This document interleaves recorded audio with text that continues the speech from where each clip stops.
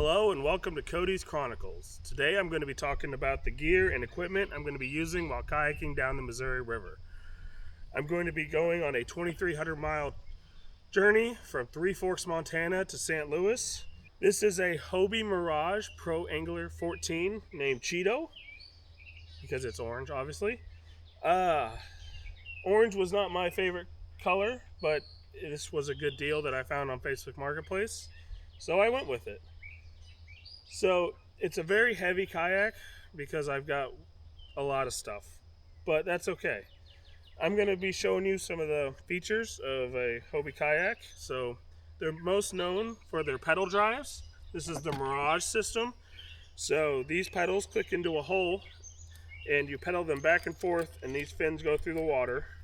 This model has a reverse you can pull to go backwards, and it's also a kick-up model. So if I hit anything underwater, these fold up instead of breaking. I also have a spare set of these pedals because I'm worried they have a lot of moving parts in this bag. So the Hobie has a large front hatch for good storage. It has a hatch here in between my legs and a hatch underneath this bag. It has deployable rudder and skeg, which is a fin that drops down to keep you going straight through the water, and you can raise and lower them from the cockpit. It also has a very comfortable chair that is fully adjustable and can come out and be used while sitting on the ground. So some of the changes that I've made on this boat is I've taken out the rod holders. Each side here used to have 3 rod tubes that go up into the storage here that you can store rods in horizontally, which I've removed for extra storage. I've replaced the hatch in the back with a larger hatch that matches this one, and I've added landing gear. So this is the Boondocks landing gear system. It's these outer wheels here, and this is the Boondocks third leg here, which is on the front.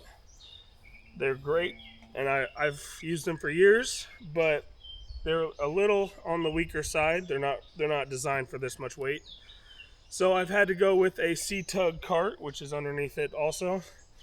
So technically this is a dually kayak because it has 2 wheels on each side, which is interesting, but that's okay.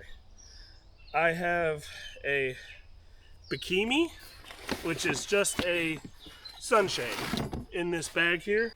So this is what the sunshade looks like attached. It works great. I can deploy it while on the water. I do have to take it down if the winds pick up too much. It catches a lot of wind. But if there's a very slight tailwind, I can actually point it straight up in the air, and it can propel you just a little bit. So this is my plan to stay out of the sun, and it'll be helpful in the rain, light rain also. So starting from the back, I have a Mississippi watershed dry bag, which is the largest one they make, which has all of my tent and bedding and clothing in it, along with the extra set of pedals. Underneath are tarps.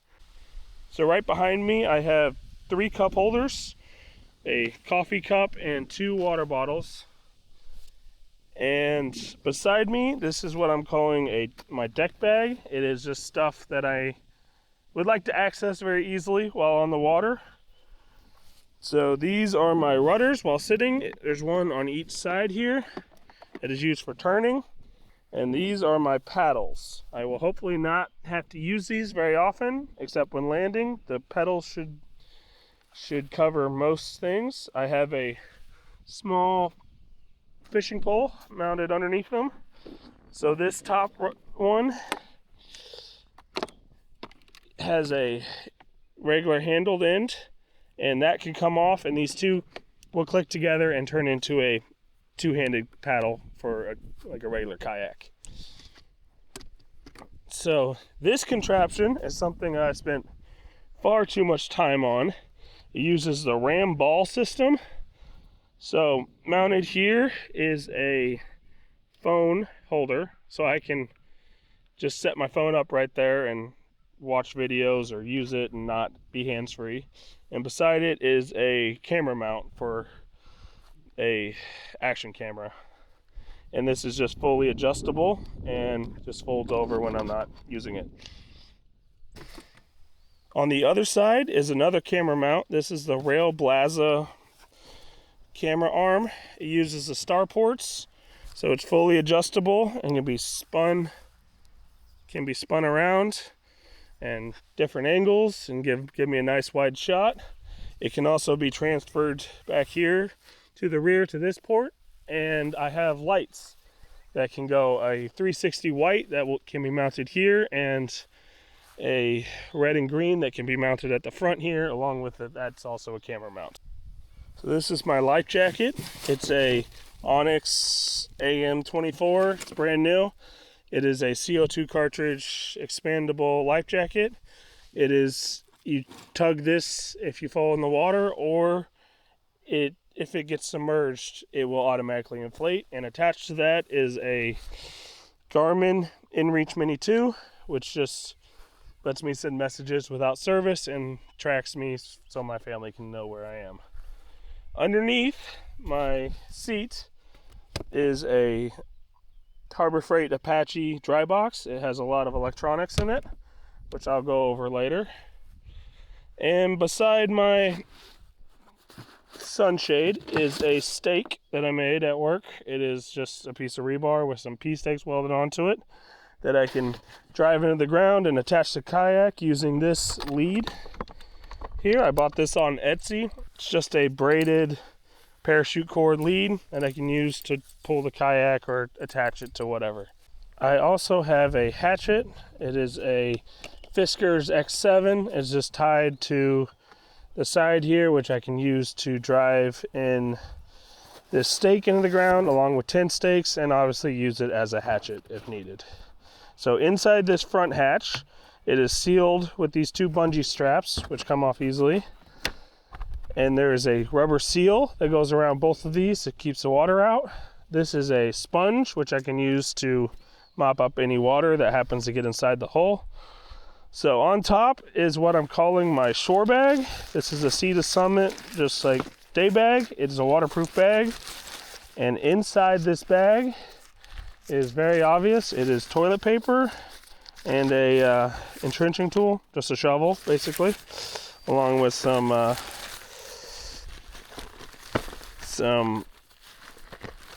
Germex. And it folds down. This bag will fold down into this little bag. It's less than the size of your fist. So if I end up going into town, I can take this with me in the pocket and put anything I buy in this to take back, so I don't have to carry it with just my hands. Okay, so in this travel cube are my rubber boots. These are the Lacrosse Lagrange boots. They are very flexible and very comfortable, and my absolute favorites. In this green bag right on top is my rain gear. So I have an Outdoor Research rain jacket, I forget the exact model, and a pair of NRS rain pants, just very easy to grab in case a rainstorm pops up. So this large case here is batteries. And this bag here is solar panels, and this is camera gear.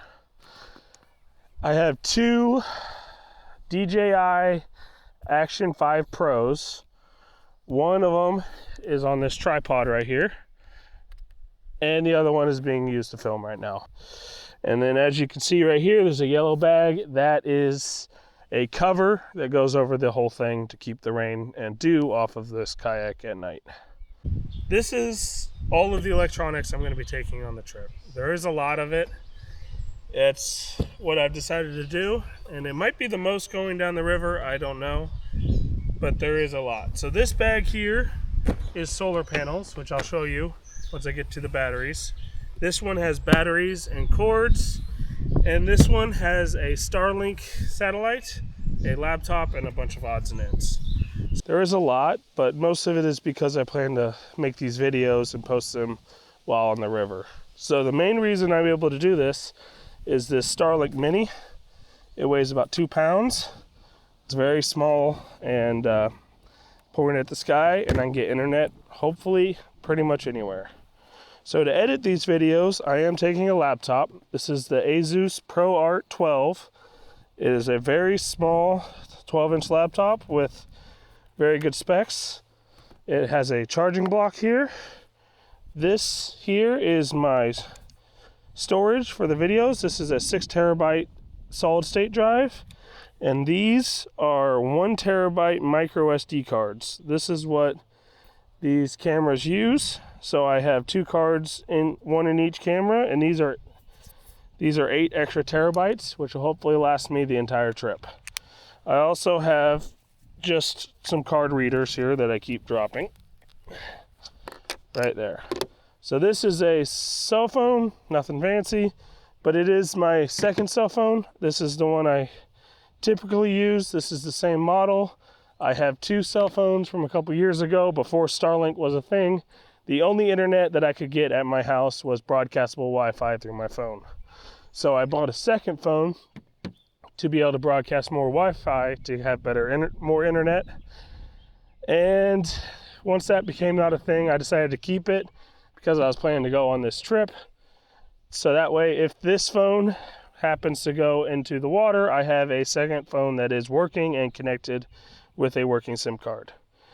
So for batteries, I have 3 large batteries. They're all 3 the same size. These are the Anker Solix DC 300. So they're direct current. They just run off USB-C. And this is the C300. It has 3 AC ports.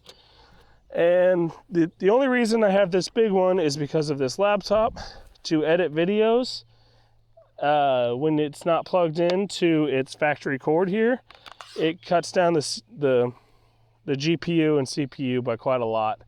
So I had to get a spot where I could plug it in so that I can use the full power of this laptop to render videos quickly.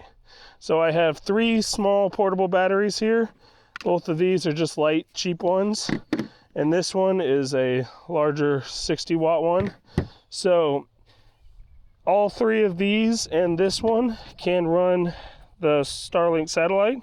You just plug it in USB-C, point it at the sky, and you have internet. So this large pile of cords is what it takes to charge everything. So the reason that I went with these originally was that they claimed to have a 2-hour recharge. So if I were to get to a outlet, I can plug them in, and 2 hours later, these would be charged. But to charge them this fast, you have to have these large wall plugs. These larger ones are 150 watts, and these 2 are 100 watts. So it takes 2 of these running on these thicker white cords that take more power to charge one of these at full speed. So these 2 will charge this one here, and this larger one runs on just an AC cord that you plug right in. And these 2 will be used to charge whatever else needs charged. So for cameras, I have a set of portable mics. They have the dead mouses on them so that they will hopefully block the wind on windy days and you can still hear what I'm saying. These 2 cases are camera batteries. I have 6 spare batteries along with the 2 that are in the cameras right now. This is a portable speaker here. This is a set of headphones. These are the Shocks headphones. They are the ones I have a pair on right now that I will be taking, and this is a backup pair. I've been using these for years and absolutely love them. So these are bone conducting headphones. So they go on the side of your head and they vibrate your upper jaw, and it leaves your ears open so you can still hear everything around you, but you can still hear whatever you're listening to, which is mostly audiobooks for me. So this is just a regular pair of earbuds I'll use with the laptop while editing videos. So to power all these, to make sure that I have enough, I have a splitter here, just in case there's only one outlet for some reason. And this is a 10-foot long power strip. It's pretty compact, but I found that if I'm staying at a campground, if I can stay close enough to the outlet, I can run that into my tent, and then I don't have to worry about rain frying things. For lights, I have these Guardian Angel lights for the kayak. This is a green and red for the front and a 360 white for the rear, which can be mounted on that pole there and moved to the back of the boat. And they have a remote that can be used, which is magnetic, which clicks in next to where I sit. For a flashlight, I have the Olight Seeker 4 Pro. It is a 2300 lumen flashlight. It's very bright, but I figured if something goes bump in the middle of the night, I'd like to see what it is. And just a NU25 ultralight headlamp, nothing fancy. So that's the electronics, but to charge these when I'm not in town, I have 3 60-watt solar panels. So these are supposed to be able to charge each of these 3 batteries up in 4 hours. So that will be what I'll use when I'm not in town to keep things topped off. They're so big and wieldy, I won't be able to use them while on the water, but that's okay. So yeah, that's all the electronics. It's a lot, I know, but that's what I've decided to bring. Okay, on to the next. For my deck bag, I went with Watershed, and it is the Mississippi version, as I said earlier. It's very large. It's held on by this bungee system, and my idea behind this was when I get to camp, I can grab this bag off the back, and it should have everything I need to set up camp. So underneath it is 2 tarps. This dark one will go under the tent. It is a 12 by 10, I think. I folded over twice. The tent I use is very large, and this is just a small one that I can use to set gear on to keep it out of the sand.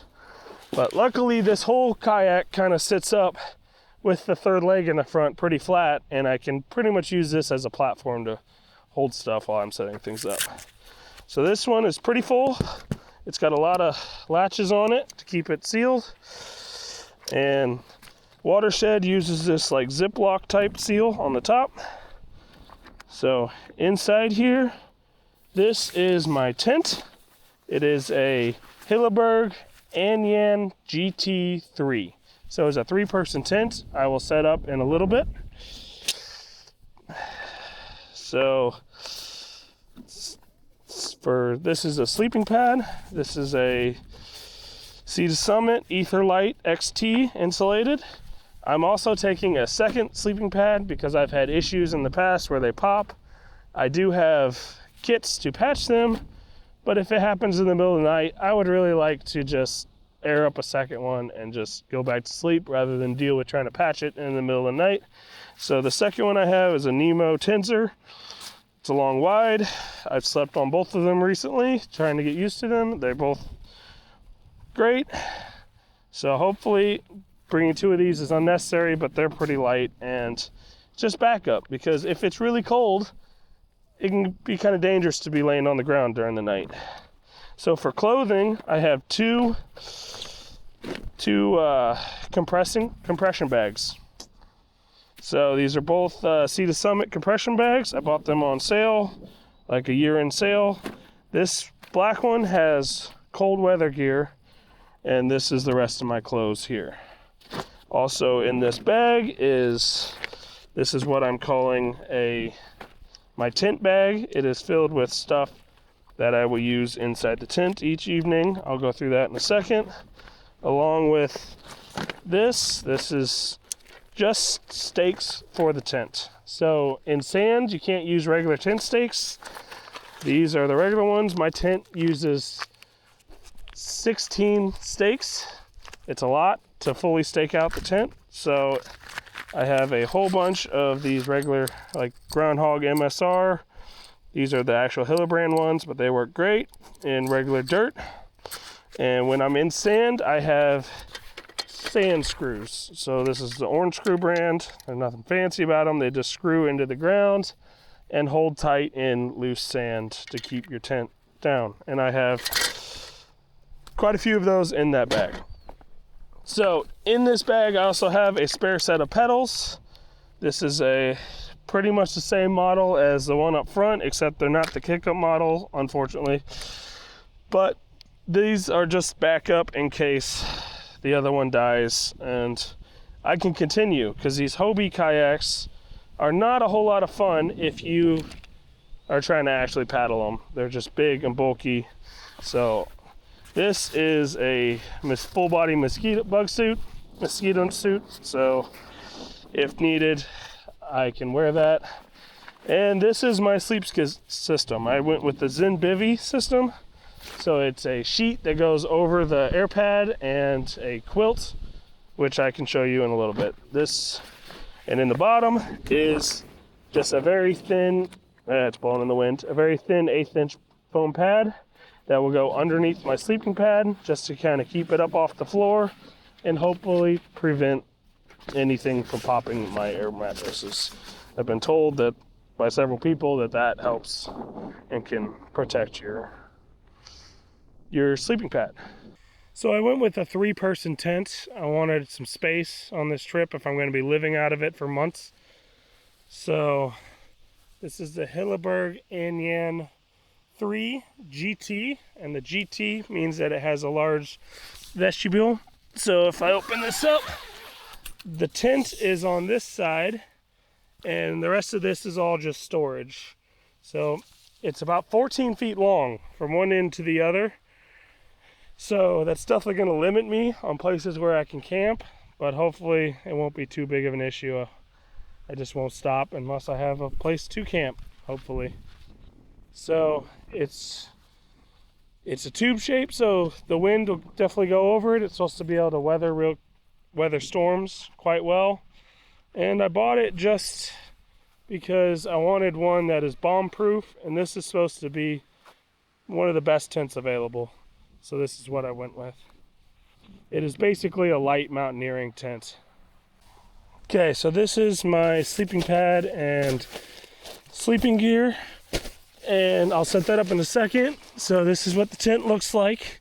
It has a clothesline in the top, some side pockets, but the nice thing is there's enough room in this vestibule that I can actually take the chair out of my kayak and set it in here, and on rainy days I can sit inside in here and not on the ground.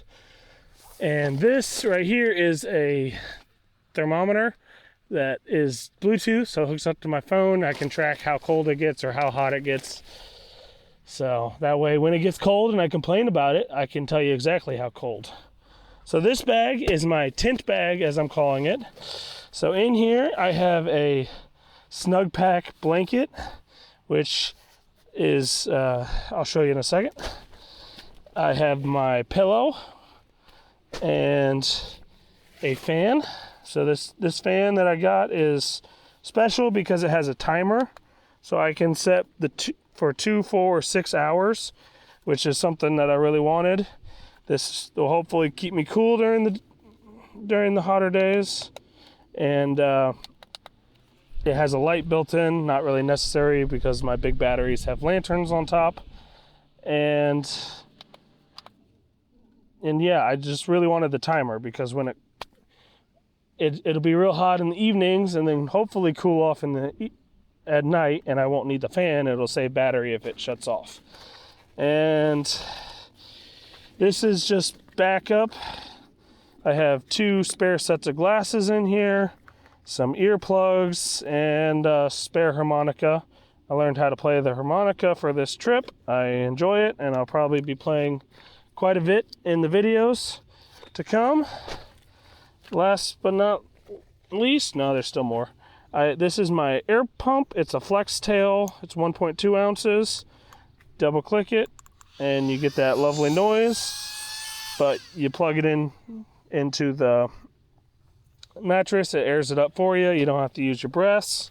I have a fly swatter for obvious reasons. For any flies that happen to get in the tent or mosquitoes, I'll be able to kill them quickly with this fly swatter. I was told that that can be a very necessary item. And last but not least, I have a waterproof New Testament that was given to me by my pastor, and the Complete Paddler, the guidebook for going down the Missouri River. This is an amazing book. It has maps of the entire river and talks about it. Now, it really made me laugh that one of the paddlers going down this river, he took a saw and cut the margins off of this book to save weight and size.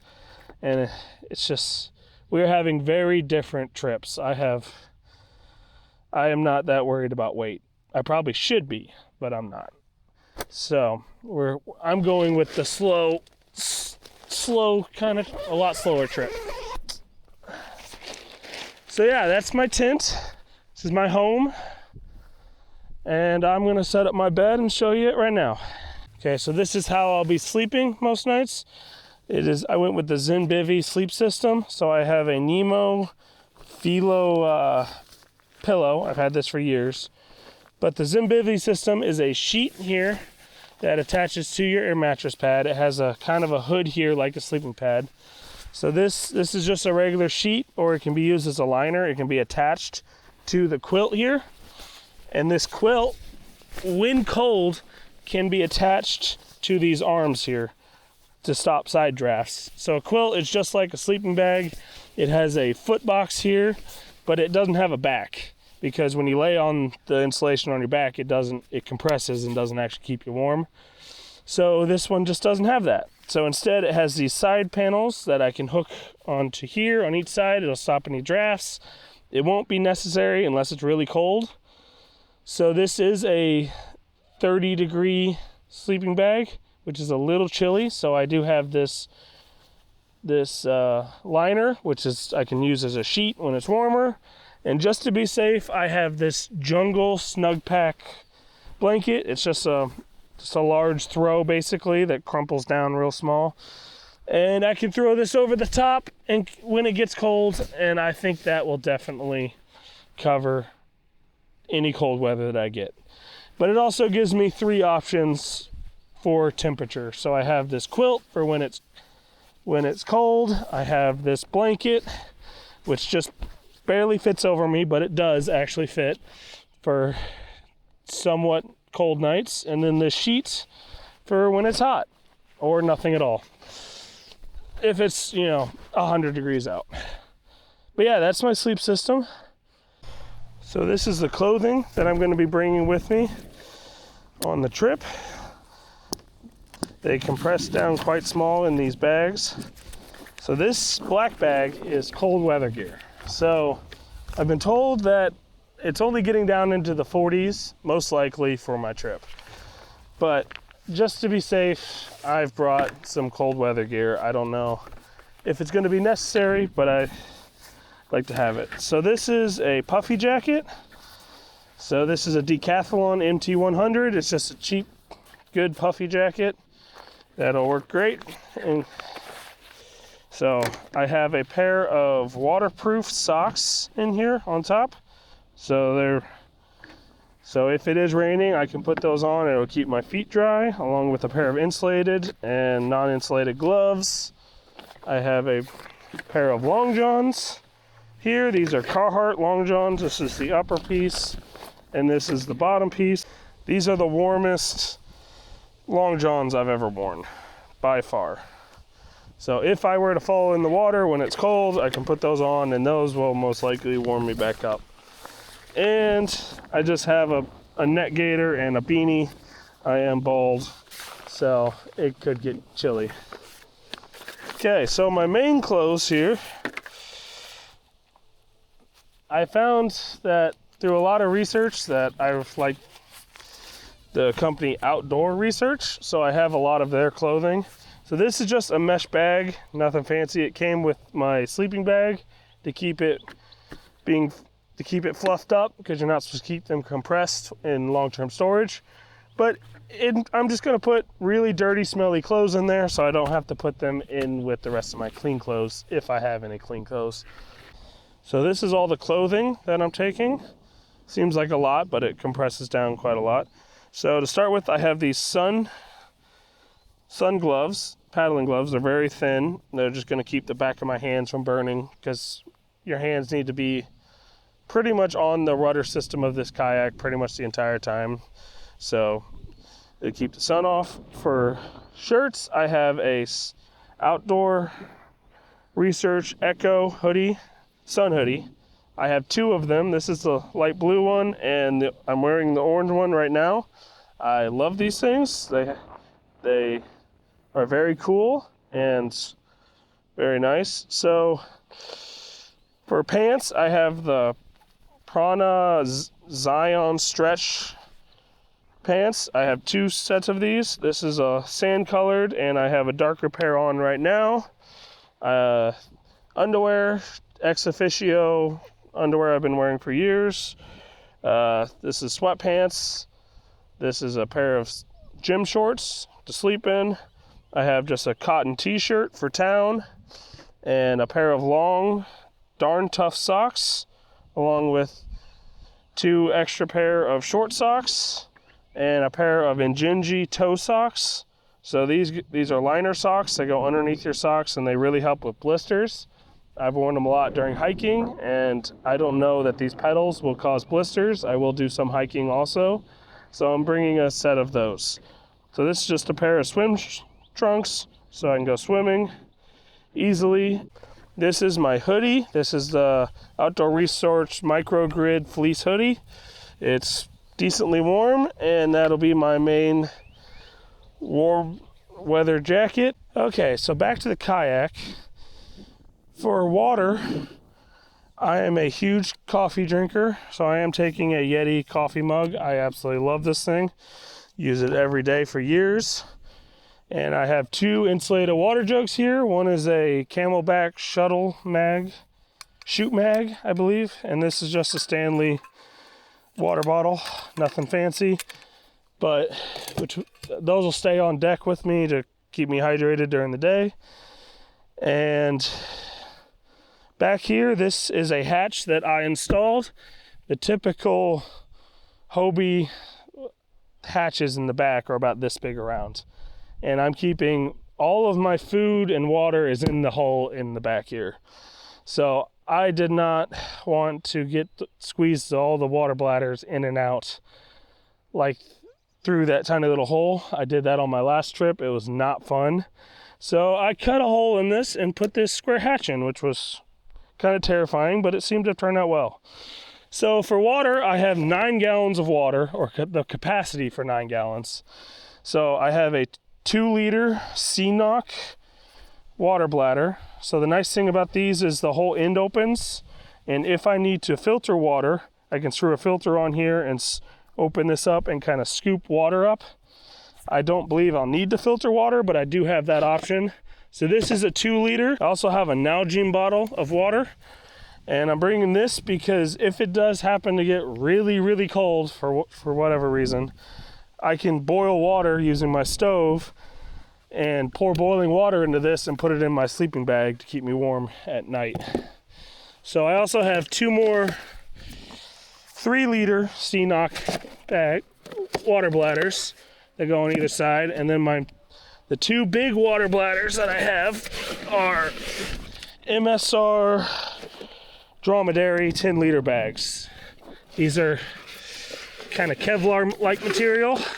So between all 6 of these, that is 9 gallons of water, which weighs about 60 pounds, which is a lot. But I don't know that I will keep all of these filled at all times, but I do have that much capacity. The nice thing about these is they roll up really small when they're empty. So that is what the water situation is for my trip. It's all kept in the back here, and I'll keep these water bottles filled up. And the rest of that in there is food. Okay, so these are all bags that go inside the hull. So I have a cook kit, this is soap, fire line, first aid, hygiene, toolkit, and this is a cook kit. So I'm going to show you all these real quick. So the fire line bag, pretty self-explanatory. I have a roll of bank line, which can be used for just about anything. and some fire starters. These are clothespins, actually, for if I do any laundry, I can hang up some clothes on a line. I have a silky saw in case I want to process any firewood. I don't know how many fires I'll actually be burning, but I do have that option. These are some fire tabs here. I've used a lot of freezer bags for anything I didn't want to get wet. I've double bagged things that I definitely don't want to get wet. So you're going to see a lot of freezer bags. And this bag here is just fire starting equipment. So I have 3 Zippos. This orange one is just a Zippo in a waterproof case. And a ferro rod. I don't know that that's honestly necessary, but I might get bored and want to start a fire in a unconventional way. I also have a magnifying glass. This is a lens used to start fires. I've never actually done it. You can see it really bright there, but I'd like to try, and it's pretty light, so I'm going to take it with me, and we'll see if I use it. So that is the fire / line. It's mostly fire, but I do have that there. So for first aid, I've carried a very large first aid kit with me for years. So I've taken that apart and put it into this bag. It has hopefully far more than I'll ever use. So this is some tenacious tape. It's kind of like Band-Aids on steroids, along with some wrap that you can use to protect your knees and joints. I have a bag with Kleenexes, chapstick, and cough drops in case I develop a cough. Won't be able to buy any cough drops. This is the pills. I've got Pepto-Bismol. I've got acetaminophen, some stool softener, and ibuprofen. Also in this bag is the first aid kit. So inside this bag I have a whole bunch of stuff. So this is a chest seal in case I get shot in the chest. Like I said, not necessary, but Israeli bandage, so a pressure bandage, triangular bandages, combine pads. This is a North American Rescue pressure bandage. I have finger wraps. There's a tourniquet.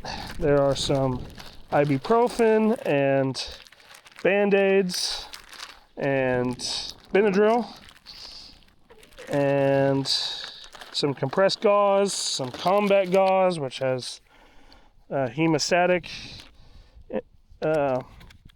for bleeding. It stops bleeding. So it's just a little bit of everything and far more than hopefully ever use. I've carried this first aid kit around with me for close to a decade, several different first aid kits, but I've never actually had to use it on an injured person before, and hopefully that continues to stay the same. Alright, I'm starting to make a mess. Oh, I also have a bag with Neosporin, hydrocortisone, which is for poison ivy, and Oragel in case I get a toothache. So hygiene, I don't expect to take very many showers, but if I do, I'd like to get clean. So I do have some body wash and shampoo, and in this bag is just a shower kit, nothing too fancy about it. But it's got, loofah, deodorant, toothpaste, some razors to shave. There's a mirror. There's some balm for bald heads. I'm bald. Just regular shower stuff. In the bottom, there is laundry detergent squares and dryer sheets. So if I can get to a laundromat or just a place where I can wash clothes, I do have soap that I can use to wash my clothes with. So if I cannot wash get to a bathroom to wash, which will be most of the time, what I can do, I have this bag, which is biodegradable soap. So there's some powdered soap. This is Camp Suds, and these are like hand wash little pieces of soap you can pull out and wash your hands with, and some Sea to Summit like shower wipes. So I can use these to wipe down if I'm really gross. So that is kind of all the hygiene and first aid there. It is a lot, but it goes inside the hole in these bags. So next, I also have a towel. This is just a little lightweight travel towel that comes out. So next I have cook kit. So I'm probably bringing too much cooking stuff. Most of the time I will be using this, which is a jet boil system. So this is the jet boil Flash, I believe. It boils water very quickly. So here is the actual stove. It screws onto this bottle here. One thing I like about jet boil is that once you get it all together and lighted and taken all apart, this clicks in to your bottle into all one piece, so there's no chance of knocking this over. And it also comes with a tripod for the base of this, just to be even more sturdy, because a lot of burns have happened from knocking this over and spilling boiling water on you. So I just like the fact that it creates less of an issue. So this is just a silicone measuring cup, because most of the freeze-dried meals that I have use really weird measurements for how much water they need. And this bag is just some random bits and bobs. So a couple lighters to light the jet boil. There's a French press here for coffee if I want to use that. And this is a spare stove. It's a BRS 3000, I believe, 2000. And just a real light, cheap stove in case that one kicks the bucket for whatever reason. I can still heat up food, because most of my food needs hot water to rehydrate. Otherwise, I have this large cook kit. I don't know how much I'll be using this. I do have lots of food, but if I do catch any fish, I would like to be able to cook them. So it starts out with this. This is the GSI Bugaboo kit. So it is a pot and a skillet with a bowl and a cup in it. So also in here is just a orange handkerchief. I have a bottle of oil in case I catch a fish to cook it in. And this case here. So this is a GSI Outdoors. It was originally a Destination Kitchen 24, but highly modified at this point. So once I open this up, there are two plates. This connects to the top of the jet boil, and it allows you to be able to set a pan onto this.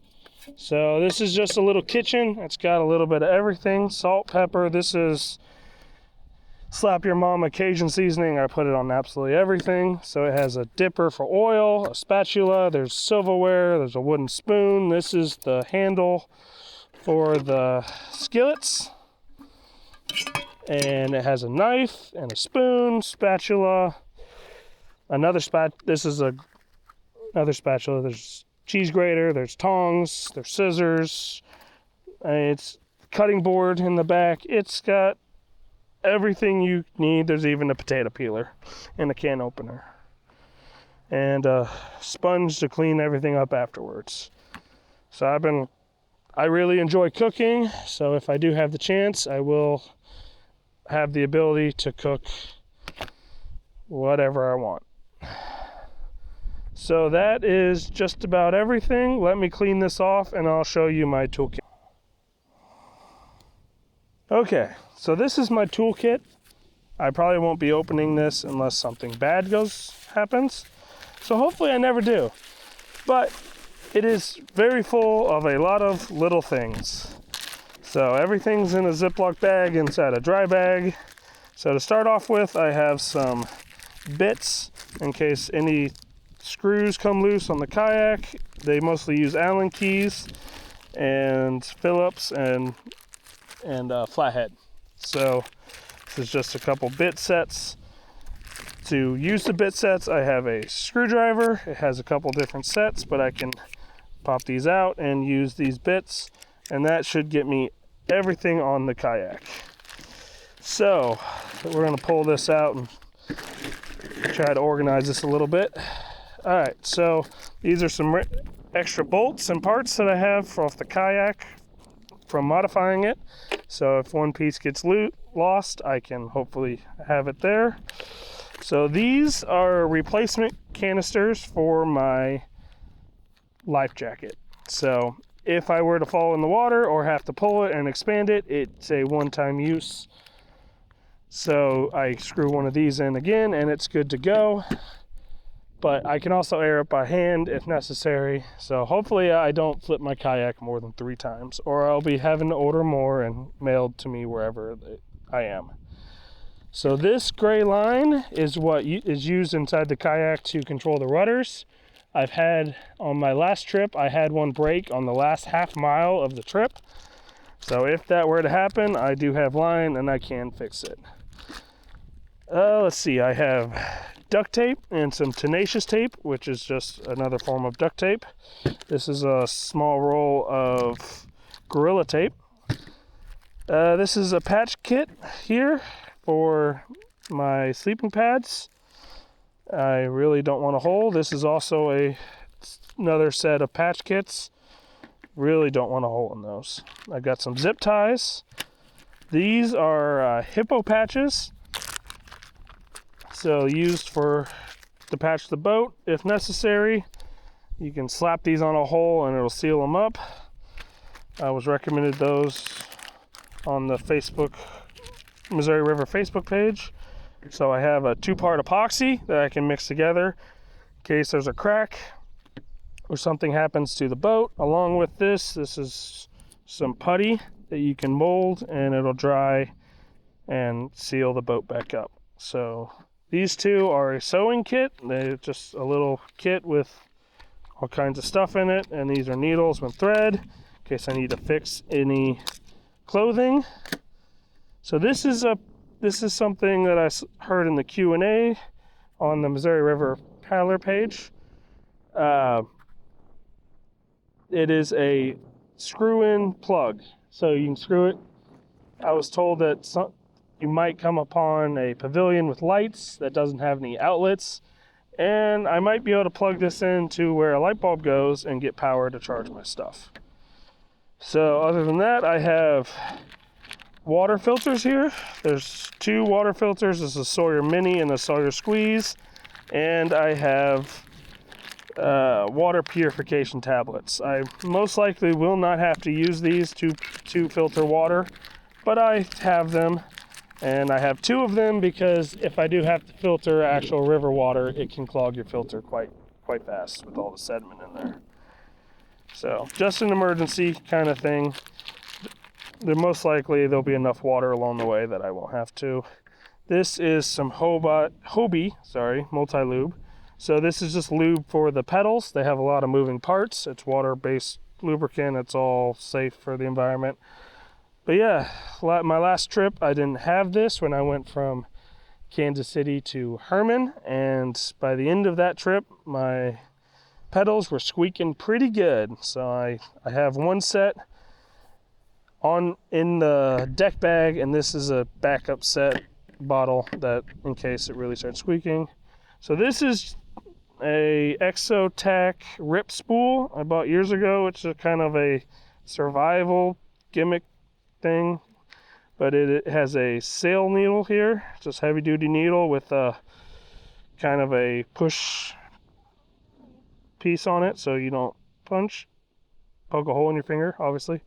This is some braided fishing line and it has duct tape around it, and it's just one little piece here.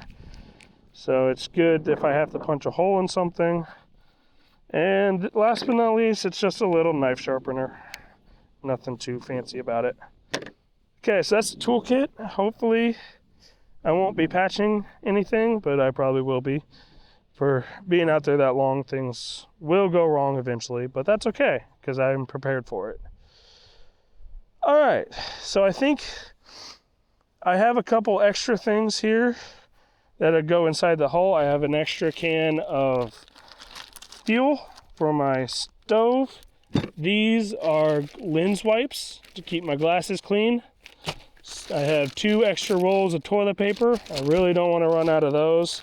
And this is a bag of extra Ziploc bags and trash bags because I will be continuously making trash all the way down the river, and I got to contain that and obviously not spread it around. Take that with me to the nearest town. So I have a set of MSR trekking poles. I really enjoy hiking and plan to go on several hikes along the river, so I'm taking those for that. And this is just a 4-piece fishing rod. I also have the 2 reels here for the rod here and the one that is on the side of the boat there. This is my fishing gear, my little tackle box. It's just chock full of a little bit of everything. There's some trout fishing gear in here, there's bass, there's a little bit of everything. I'm not the best fisherman in the world, but I do enjoy it. I'm just not amazing at it. I also have some spools of line, some 2-pound and 4-pound and 10-pound line that if I need to switch out on one of these reels for whatever I'm trying to catch, I can do that. I will have time to do that. So last but not least is my deck bag. Move my life jacket out of the way. So this sits right beside me while in the water, and it's just stuff I'd like to be able to get to quickly. So first off, I have an umbrella. Nothing fancy about it. It's a really cheap umbrella. So if it dies, it's not that upsetting. I have bear spray. Don't think this is going to be necessary. I really hope to see a bear and a mountain lion. I really, really want to see a mountain lion from a distance, not up close. But I would really enjoy that personally. So also in this bag is the flashlight and headlamp from earlier, so that if it gets dark, I will be able to get to it quickly to see. I have a monocular, so for be able to see things far away. I found that I wanted this on my last trip because to see river signs from a distance and just wildlife, I enjoy to be able to see that, bird watching, all that. So just a little monocular. I have a roll of parachute cord that I can use to tie the boat up in case the stake has to be farther away than the leash is long. And then sunscreen and bug spray. This is a face net, a face bug net. So if the bugs get real bad, I can just pop, it's just a hood, goes over my head. And I have a full body suit in my deck bag, but this is just one that goes over my face. If it gets bad, all of a sudden I can reach over, grab this, pop this on my head. This is a folding bucket. So this is something that I wanted on my last trip. So this whole deck, ignore the mess right now, but you walk on it with muddy boots every time you step off a shore. It gets really dirty. So to combat that, I have this Sea to Summit. It's a 10-liter folding bucket. So I'll be able to scoop up river water and pour it on the deck, kind of scrub everything clean. I also might be able to do laundry in this. I have not tried that yet, but it is definitely a possibility.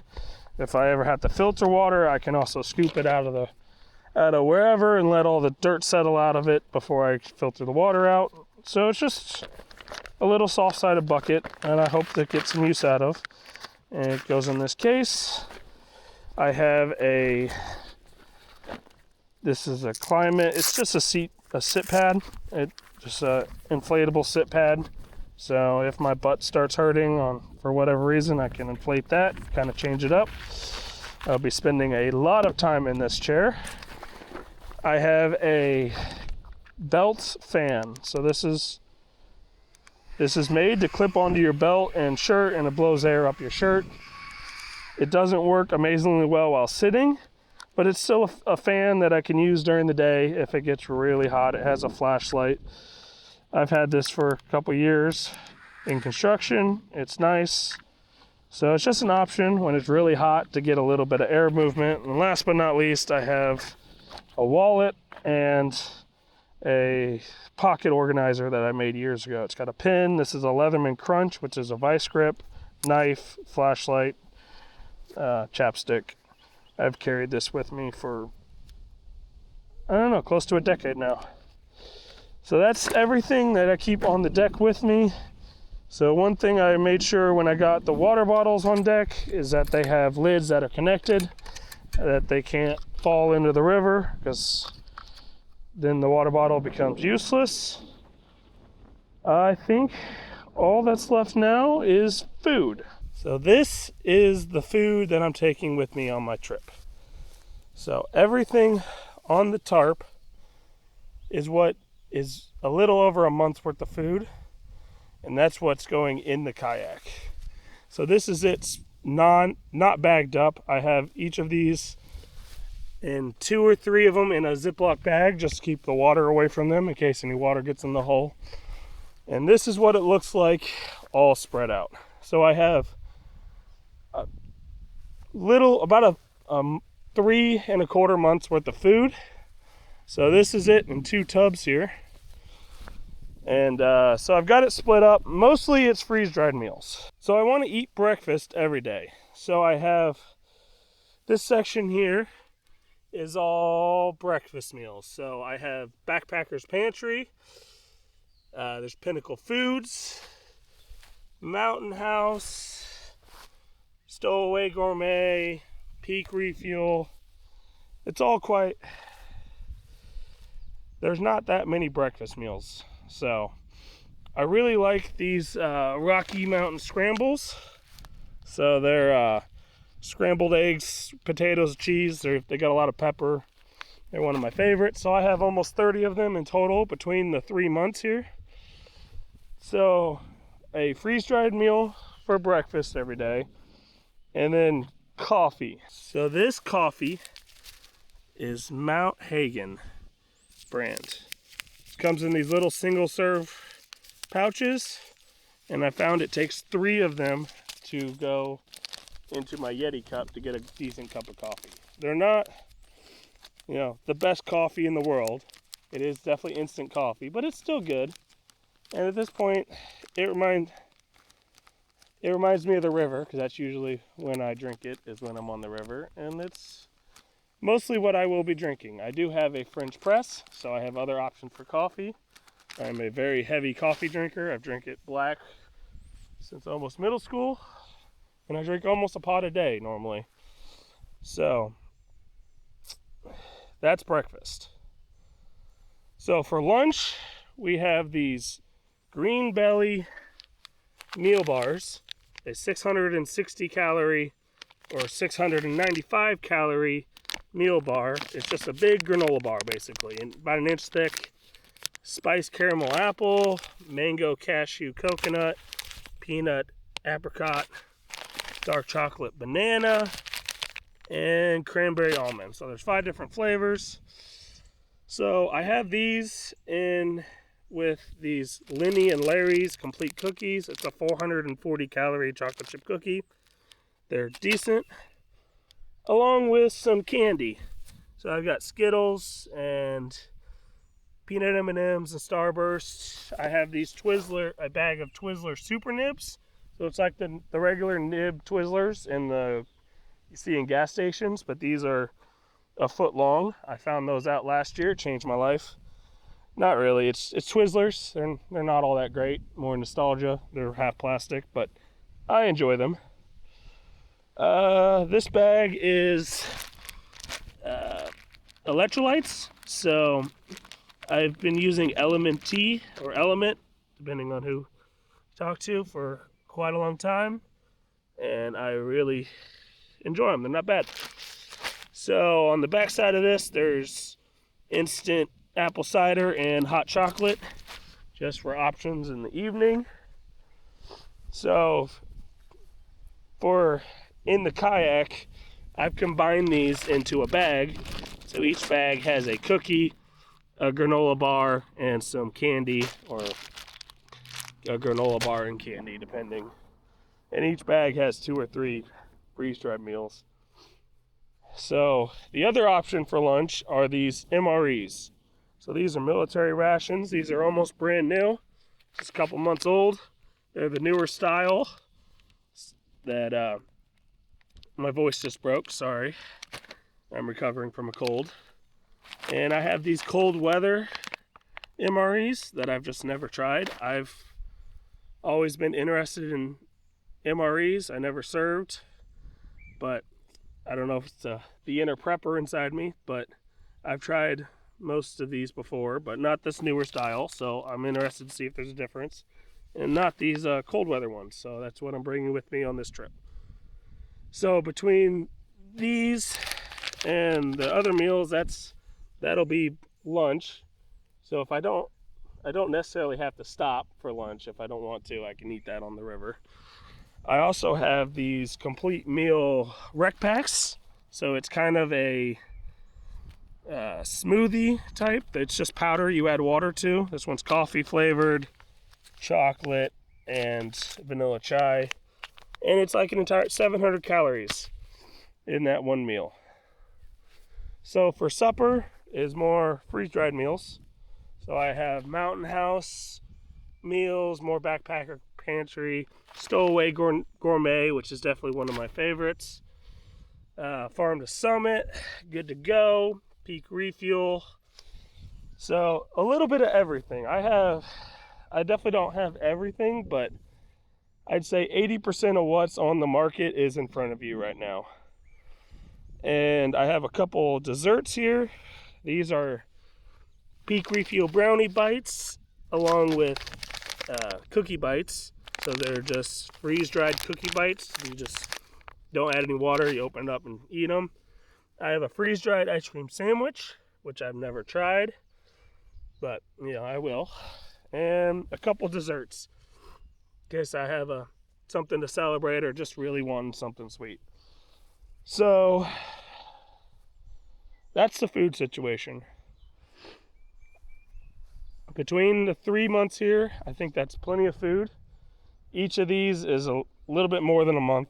So that is what I'm doing for food for this trip. So everything on this tarp is going inside the kayak. There's a lot of room in the back inside there. Most of this is very light freeze-dried meals. And I'm able to cram all of this into there and have a month's worth of supplies with me. So next, these 2 tubs are going to Tobacco Gardens, and I will drop them off on the way up to Montana. And this is a month's worth of food from there. This last month, which is spread up, will go back into 2 tubs and go to my parents' house, and they've agreed to drive up with my last month of food whenever I run out, because I'm not really sure when that will happen. So that was just an easy way to doing it. So that is my food plan. I know a lot of people have broke this up a lot more, and it definitely doesn't help with my weight problem, but this is what I've decided to do. So each of these months weigh about 70 pounds each. So it's a lot, but you got to eat. So yeah, I think last but not least is security. For security, I have 2 of these bicycle locks. They're called dock locks. And this one will run around my pedals and the chair and the box that goes underneath there, kind of locking that all together into the kayak, so that if someone was to attempt to steal something, it's more difficult. This is a 10-foot one. It's larger, which I can use to wrap around a tree, post, whatever's available to attach the kayak to wherever it is. I also have 2 of these locking kind of ratchet straps or straps. They have metal bands in them, so you can't cut them with a knife, and I can take them and wrap all the way around this, through this hole and back around, and lock this where they can't open this front hatch. And the other one is currently being used in the back here to hold this C-Tug cart in place. Otherwise, that for personal protection, I am carrying a Pew Pew. It is a Ruger LC9 Pro. It'll go right here in the hatch. I also have a can of bear spray. I want to thank you for joining me today. I have a big mess to clean up now since I've scattered everything in my kayak out. So this is my first video I've ever recorded. Hopefully it all gets better from here. I want to apologize for all the heavy breathing. I am recovering from a cold right now, and hopefully that will not be a thing in future videos. I am planning to post daily videos on the river using the Starlink, so I hope you will join me for those, and thank you for watching.